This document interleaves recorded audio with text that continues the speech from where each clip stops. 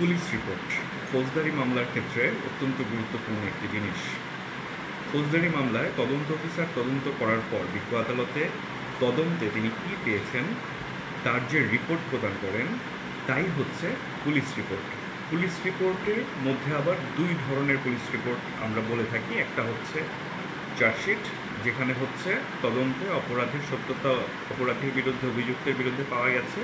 আরেকটি হচ্ছে final report, যেখানে আপনার অপরাধের বিষয়ে সত্যতা অভিযুক্তের বিরুদ্ধে পাওয়া যায়। তো এই হচ্ছে গিয়ে পুলিশ রিপোর্ট। এখন এই পুলিশ রিপোর্টটা বা চার্জশিটটা এটা কোন ধারা অনুযায়ী এটা করা হয়?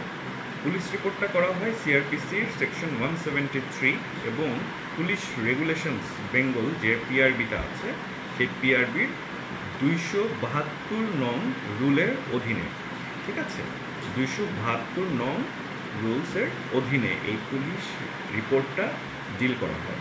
এখন পুলিশ রিপোর্টের ক্ষেত্রে এটা পুলিশ কোর্টে জমা দিলে সেটা কি প্রিন্সিপালটা কি? এটার প্রিন্সিপালটা হচ্ছে যে পুলিশ যে তদন্ত প্রতিবেদনটা বা পুলিশ রিপোর্টটা কোর্টে জমা দিয়েছে সেই পুলিশ রিপোর্টটাকে কোর্ট এই যেই মামলার বিষয়ে পুলিশ রিপোর্ট দিয়েছে সেই মামলার অন্যান্য ডকুমেন্টসের সাথে যে পুলিশ রিপোর্টটাকে মিলিয়ে দেখবে, ইন কনজাংশন এটা মিলিয়ে দেখবে সামঞ্জস্যতা আছে কি না বা কী কী সামঞ্জস্যতা নেই সেগুলো মিলিয়ে দেখবে। এখন প্রশ্ন আসতে পারে যে পুলিশ রিপোর্টটা কি কোর্টের জন্য বাধ্যতামূলক? মানে পুলিশ রিপোর্টে যা দিয়েছে সেইটা কি কোর্টের উপর বাইন্ডিংয়ের প্রশ্নটা কেন আসে? ধরেন চার্জশিট দিলে কোর্ট কি তখন সেই চার্জশিট অনুযায়ী আসামির বিরুদ্ধে অপরাধ আমলে নিতে বাধ্য?